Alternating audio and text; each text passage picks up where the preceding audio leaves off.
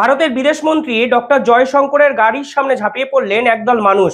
এরপর তারা ভারতের পতাকাকে ছিঁড়ে টুকরো টুকরো করে মাটিতে ফেলে দিলেন।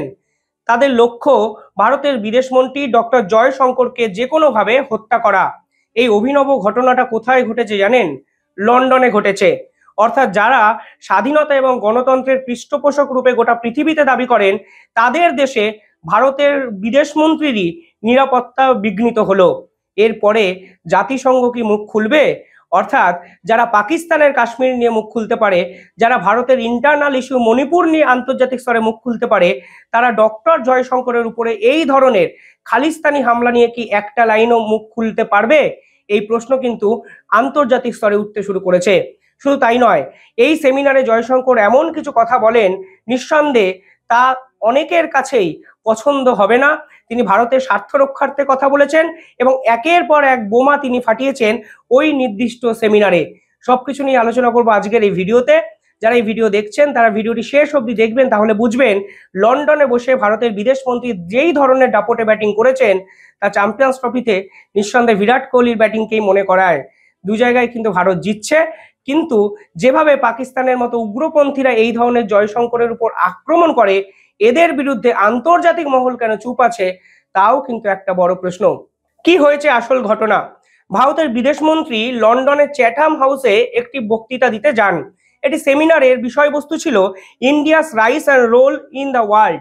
অর্থাৎ গোটা বিশ্বে ভারতবর্ষ যেভাবে নতুন করে নিজেদেরকে চিনিয়েছে, তার পিছনে কি কি কারণ আছে বলে ডক্টর জয়শঙ্কর মনে করেন, সেই বিষয়ে একটি সেমিনার তিনি অ্যাটেন্ড করতে যান। এই চ্যাথাম হাউস হলো একটি ঐতিহাসিক জায়গা। এখানে কিন্তু মহাত্মা গান্ধীও কোনো না কোনো সময় গেছিলেন। অর্থাৎ এই ধরনের অত্যন্ত প্রেস্টিজিয়াস একটা জায়গার আয়োজকরা ডক্টর জয়শঙ্করের নিরাপত্তাই কিন্তু সুন্দর এবং সুগঠিত করতে পারলেন না। প্রথম থেকেই জয়শঙ্করকে আক্রমণ করার একটা প্রবণতা ওই সেমিনার জুড়ে দেখা গেল। সেমিনারের শেষে সাংবাদিকরা ডক্টর জয়শঙ্করকে প্রশ্ন করতে শুরু করেন। এইখানেই কিন্তু প্রথম টুইস্টটা কিন্তু দেখা যায়। এক সাংবাদিক উঠে দাঁড়িয়ে বললেন, আমি পাকিস্তানি সাংবাদিক, আমি জয়শঙ্করকে নার্ভাসে ফেলতে চাই। এবার দেখুন, ডক্টর জয়শঙ্কর মানে ভারতের বিদেশমন্ত্রীকে রাগতে বা মেজাজ হারাতে আমরা ক্যামেরার সামনে কখনো দেখিনি। এর আগে অনেক প্রশ্ন বোমা তার দিকে ছোড়া হয়েছে, কিন্তু উনি কিন্তু অত্যন্ত মুনশিয়ানার সাথে ডিপ্লোম্যাসি মেনটেন করে উত্তর দিয়েছেন। এই পাকিস্তানি সাংবাদিক এক অদ্ভুত দাবি করলেন ক্যামেরার সামনে। তিনি কি বললেন? তিনি বললেন, এই পার্টিকুলারলি কাশ্মীর, অর্থাৎ যে অংশটিকে পাকিস্তান নিজেদের বলে দাবি করে, সেই কাশ্মীরকে নিয়ে ভারতবর্ষ কি ভাবছে, এবং ভারত অধিকৃত কাশ্মীরে ভারতবর্ষ নাকি 1 মিলিয়ন সেনাবাহিনী নিযুক্ত করেছে। দেখুন, এরা এই তথ্য কোথা দিয়ে আমি পাই জানি না, কিন্তু ভারতবর্ষ কাশ্মীরে 10 লক্ষ সেনাবাহিনী ডিপ্লয় করেছে। এর পিছনে আসল যুক্তিটা কি, আসল তথ্যের সোর্সটা কি? এই তথ্য কোথায় প্রচার হয়েছে জানেন? জাতিসংঘে পাকিস্তানের প্রধানমন্ত্রী এই তথ্য গিয়ে বলেছেন যে ভারতবর্ষ নাকি 90 থেকে প্রায় 10 থেকে 12 লক্ষ সেনাবাহিনী এই কাশ্মীরে ডিপ্লয় করেছে। অর্থাৎ একটা মিথ্যে কথা যদি বারবার আপনি বলতে শুরু করেন, সাধারণ মানুষ এই কথাটাকে কিন্তু সত্য বলতে শুরু করে। পাকিস্তান কিন্তু এই স্ট্র্যাটেজি এখানে অ্যাপ্লাই করেছে। জয়শঙ্কর বলেছেন 10 লক্ষ সেনাবাহিনী এখানে ডিপ্লয় করা হয়েছে, আপনাকে কে বললো? এবং কখন এই পাকিস্তানি সলিউশন, মানে এই পাকিস্তান ইস্যু, কাশ্মীরকে নিয়ে পাকিস্তানের সাথে ভারতের দ্বৈরথ থামবে? এই প্রশ্নের উত্তরে জয়শঙ্কর কি বলেছেন আমি একটু আপনাদের বলতে চাই। Sir, I am an author and a journalist. Let me make you a little nervous, Mr. Your Excellency. Thank you very much for your dissertation. Yeah. Kashmiris are up in arms because India is occupying Kashmir illegally. That's the reason why they are protesting. Now, given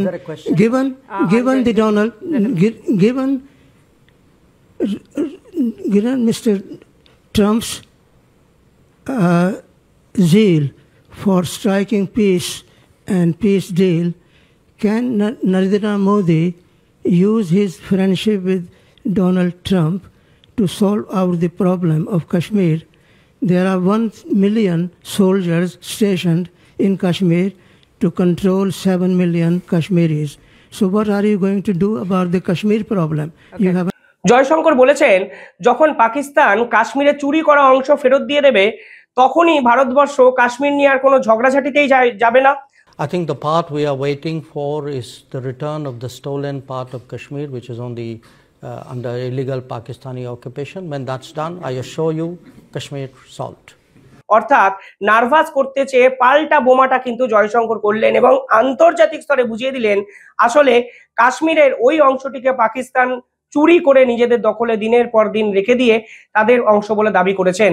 পাশাপাশি সেই সাংবাদিক প্রশ্ন করেন, Donald ট্রাম্পের সঙ্গে নরেন্দ্র মোদীর অত্যন্ত ভালো সম্পর্ক, এই কাশ্মীর ইস্যু নিয়ে কি ডোনাল্ড ট্রাম্প ঝাঁপাবেন? মানে ভারতবর্ষ কি কোনোভাবে চায় ডোনাল্ড ট্রাম্প এই পুরো বিষয়টায় মিডিল ম্যান হিসাবে কাজ করুক? জয়শঙ্কর ফের একবার ব্যাটিং করে বলেছেন, আমরা চাই না কোন তৃতীয় শক্তি কাশ্মীর নিয়ে ভারত এবং পাকিস্তানের সঙ্গে ডিল করুক, আমরা নিজেদের অধিকারে কাশ্মীরটি নিজেদের দখলে খুব সহজেই নিতে পারবো। শুধু তাই নয়, জয়শঙ্কর এরপরে কাশ্মীর নিয়ে একাধিক তথ্য বলেছেন। তারা বলেছেন, আপনাদের কেন অসুবিধা হচ্ছে? আপনাদের অসুবিধা হচ্ছে কারণ কাশ্মীর থেকে আমরা 370 ধারাকে উইথড্র করে নিয়েছি। Actually, we have done, I think, a good job solving most of it. I think removing Article 370 was step number one. Then restoring growth and economic activity and social justice in Kashmir was step number two. শুধু তাই নয়, এবং পরিষ্কারভাবে তিনি বলতে চাইছেন এই 370 ধারা যখন উইথড্র করা হয়েছে কাশ্মীর থেকে, তখন কাশ্মীরে রিস্টোরিং গ্রোথের জন্য আমরা ভেবেছি, অর্থাৎ গ্রোথের জন্য আমরা সবসময় ভাবছি। পাশাপাশি এই টোটাল জায়গাটিকে নিয়ে একাধিক ইকোনমিক্যাল অ্যাক্টিভিটি শুরু করেছে ভারত সরকার, এমনকি সোশ্যাল জাস্টিস করা হচ্ছে কাশ্মীরের মানুষের সঙ্গে। অর্থাৎ আপনারা যেভাবে দিনের পর দিন প্রচার করছেন কাশ্মীরের অবস্থা কিন্তু এতটা খারাপ নয়, অর্থাৎ এই যে প্রচার করে বারংবার কাশ্মীরকে আন্তর্জাতিক ইস্যু বানানোর চেষ্টা করছে পাকিস্তান, তার কড়া জবাব কিন্তু কালকে ভারতের বিদেশমন্ত্রী ডক্টর জি জয়শঙ্কর দিয়েছেন। দেখুন, কাশ্মীর এমন একটা ইস্যু যে ইস্যু নিয়ে ঠিক দুদিন আগে তারা জাতিসংঘে চলে গেছিলেন, তারও দুদিন আগে তারা জাতিসংঘের সিকিউরিটি কাউন্সিলে কথাবার্তা বলেছেন। অর্থাৎ প্রত্যেকটা জায়গায় যখন পাকিস্তানের মুখ খোলার একটা সম্ভাবনা তৈরি হয়, তারা সেই কাশ্মীরে ফিরে যান। এখানেও এই সেমিনারে যেখানে ভারতের গ্রোথ নিয়ে কথাবার্তা বলা হচ্ছে, সেখানে সাংবাদিক প্রথমেই মেসেজ করে বলতে চান যে আমরা জয়শঙ্করকে বিপাকে ফেলতে, নার্ভাস করতে এই ধরনের প্রশ্ন করতে চাই। আর এরপরে এই জয়শঙ্কর একদম সপাটে বলে বলে ছয় মারলেন, যা আন্তর্জাতিক স্তরকেও কিন্তু অত্যন্ত একটা কড়া বার্তা কালকে ভারতের পক্ষ থেকে দেওয়া হলো বলে মনে হয়। পাশাপাশি আরো অনেক কিছু কালকে জয়শঙ্কর বলেছেন। জয়শঙ্কর ডোনাল্ড ট্রাম্পের ইস্যু নিয়ে কথা বলেছেন। ডোনাল্ড ট্রাম্প যেভাবে ট্যাক্স ইমপ্লিমেন্ট করতে চলেছেন, জয়শঙ্কর বলেছেন এতে ভারতের সুবিধাই হবে।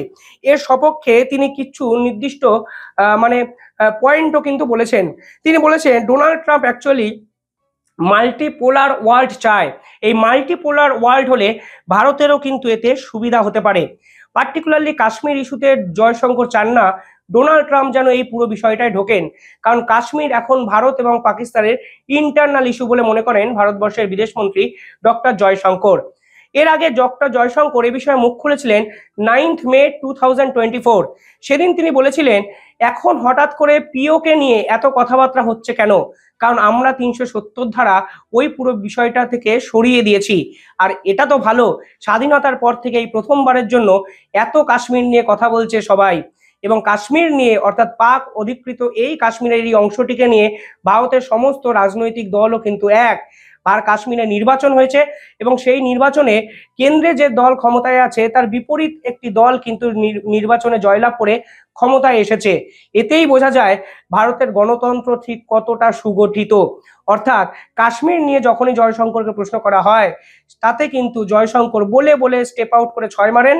কালকেও কিন্তু ব্যতিক্রম তার হয়নি। আসলে এর পরবর্তী ক্ষেত্রে সমস্যাটা বাড়লো। জয়শঙ্করের গাড়ি যখন লন্ডনের এই চ্যাটাম হাউস থেকে বেরোলেন, তখন একদল মানুষ তাদেরকে ঘিরে ধরে বিক্ষোভ দেখালেন। তাদের সকলের হাতে খালিস্তানি পতাকা। এখানেই উঠে যায় একাধিক প্রশ্ন। জয়শঙ্করকে ঘিরে ধরে বিক্ষোভ দেখানোর ক্ষমতা যদি সেই দেশের পুলিশ না অ্যালাউ করে তাহলে কিভাবে হয়? অর্থাৎ লন্ডনে গেছেন জয়শঙ্কর, সেই খবর খালিস্তানিদের কাছে ছিল। খালিস্তানিরা এই ধরনের বিক্ষোভের জায়গা একটা তৈরি করেছেন এবং লন্ডন পুলিশ অপেক্ষা করছিলেন কখন জয়শঙ্কর বেরোবেন এবং তাকে ঘিরে ধরে এই ধরনের বিক্ষোভ দেখানো যায়। এখনো অবধি লন্ডন পুলিশ কিন্তু এই নিয়ে 1 মিনিটের স্টেটমেন্টও একটা দেয়নি। আসলে এই খালিস্তানি মুভমেন্ট এমন একটা ইস্যু যে ইস্যুগুলোকে নিয়ে ওয়েস্টার্ন কান্ট্রি, বিশেষ করে লন্ডন, ইউকে, কানাডা, ইউরোপীয় ইউনিয়ন, কিছু ক্ষেত্রে আমেরিকা, তারা কিন্তু ভারতের বিপক্ষে এই ধরনের ট্রাম্প কার্ডগুলোকে ব্যবহার করেন। অর্থাৎ যখনই ভারত একটু প্রগতিশীল, প্রভাবশালী হয়ে যায়, তখনই কিন্তু আন্তর্জাতিক স্তরে খালিস্তানি ইস্যুটাকে চাগার দিয়ে ভারতের বিপক্ষে লাগিয়ে দিতে চায়। আপনারা বলুন না, আজকে আমাদের দেশে যদি ডোনাল্ড ট্রাম্প আসতেন কিংবা আমেরিকার ভাইস প্রেসিডেন্ট জেডি ভ্যান্স আসতেন, তার সামনে কোনো আমেরিকার কি এরকম বিক্ষোভ দেখানোর সুযোগ পেত না? কারণ ভারতের স্বরাষ্ট্র দপ্তর জেডি ভ্যান্স কিংবা ডোনাল্ড ট্রাম্পের সহচর্যেই আসতে দিত না কাউকে। এই ধরনের ইনসিডেন্ট ঘটিয়ে তারা ভিডিও প্রকাশ করে ভারতের মান সম্মানকে ধূলিসাৎ করার চেষ্টা করে যাচ্ছে দিনের পর দিন। কানাডা এতে ইনভলভ, ইউরোপীয় ইউনিয়ন দুদিন আগে নরেন্দ্র মোদী সাহায্য চেয়ে গেছেন, তারা এই বিষয়ে ইনভলভ। আমেরিকা হয়তো ডোনাল্ড ট্রাম্প এখনো এই বিষয়ে ইনভলভ নন, কিন্তু সব মিলিয়ে জয়শঙ্করের উপর এই ধরনের হত্যা করার একটা চক্রান্ত এবং ভারতের পতাকাকে মাটিতে লুটিয়ে ছিঁড়ে ফেলে দেওয়ার যে চক্রান্ত এবং ষড়যন্ত্র কালকে লন্ডনে করলো কেউ বা কারা, তার বিরুদ্ধে ভারত সরকার হয়তো কড়া স্টেটমেন্ট দেবে। সে বিষয়ে আমি একটি আপডেটেড ভিডিও বানাবো। তবে শেষ করার আগে আরো একটা কথা বলে দিই, জয়শঙ্কর কিছুদিন আগে এই খালিস্তানি মুভমেন্ট নিয়ে একটি সভায় মুখ খুলেছিলেন। তিনি বলেছিলেন কানাডা বা লন্ডন তাদেরকেই জায়গা দিচ্ছে যারা ভারতে মোস্ট ওয়ান্টেডের তালিকায় আছে, এবং কানাডা সরকারকে আমরা বারংবার করে মেসেজ করেছি, ফোনে করেছি, রিপ্লাই দিয়েছি, মেল করেছি, এবং আমরা বলেছি এই কানাডা এবং লন্ডনে যারা খালিস্তানি মুভমেন্টের সঙ্গে জড়িত তারা আসলে ভারতে অন্যতম আতঙ্কবাদী এবং সন্ত্রাসবাদীর লিস্টে আছে, তাদের আপনারা ভিসা দেবেন না। তাদের আপনারা ভিসা কেন দিচ্ছেন? তাদেরকে ভারতের হাতে আপনি তুলে দিন। কিন্তু এই কানাডা হোক বা ইউকে হোক বা লন্ডন হোক, তারা কিন্তু দিনের পর দিন এই সকল মানুষকে ভিসা দেন, কারণ তারা এই সকল মানুষকে ভারতের বিপক্ষে কাজে লাগাতে চান। জয়শঙ্করের সেই সেমিনার অত্যন্ত মুন্সিয়ানার সঙ্গে তিনি ব্যাটিং করলেও এই সেমিনারের পরে যে ঘটনা ঘটলো তা কিন্তু নিঃসন্দেহে ভারতের বিদেশমন্ত্রীর সিকিউরিটির ক্ষেত্রে অত্যন্ত উদ্বেগজনক বিষয়। আর আমার প্রশ্নটা এখানেই, জাতিসংঘ কোথায়? কেন জাতিসংঘ এখনো চুপ করে থাকলেন? কেন আপনারা ইউকের বিরুদ্ধে কিছু কথা বলতে পারছেন না? কেন লন্ডনের বিরুদ্ধে কথা বলার সাহস আপনাদের নেই? যেভাবে দিনের পর দিন শ্রীলঙ্কায় ইন্ডিয়ান তামিলদের মারা হয়েছে, আপনারা একটা মিনিটও কেন কথা বলতে পারেননি? কেন সংখ্যালঘুর উপর বাংলাদেশে যে অত্যাচার হচ্ছে তার বিরুদ্ধে একটা স্টেটমেন্ট অবধি দিতে পারেননি? যেভাবে ইউএসএইড এর টাকায় এক একটা দেশের সরকার পরিবর্তন হয়েছে, আপনারা কেন এখনো চুপ করে আছেন? আপনারা আজও কেন গাজা এবং ইসরায়েলের যুদ্ধ থামাতে পারেননি? রাশিয়া এবং ইউক্রেনের যুদ্ধ নিয়ে আপনারা একটা কমেন্ট অবধি আজ অবধি করতে কেন পারেননি? উল্টে যেভাবে ভারতের বিদেশ মন্ত্রীর উপর আক্রমণের ছক করা হলো, ষড়যন্ত্র করা হলো, এবং পুরো বিষয়টায় লন্ডন পুলিশ স্তম্ভিত হয়ে দাঁড়িয়ে দাঁড়িয়ে উপভোগ করলো, এর বিপক্ষেও জাতিসংঘ কেন মুখ খুলতে পারছেন না? কারণটা খুব স্পষ্ট। আসলে বিদেশি শক্তিগুলো সকলে এককাট্টা হয়ে ভারতের প্রভাবটাকে না মানতে পেরে ভারতের বিপক্ষে ষড়যন্ত্র করতে শুরু করে দিয়েছেন। এগুলি হলো তারই বহিঃপ্রকাশ।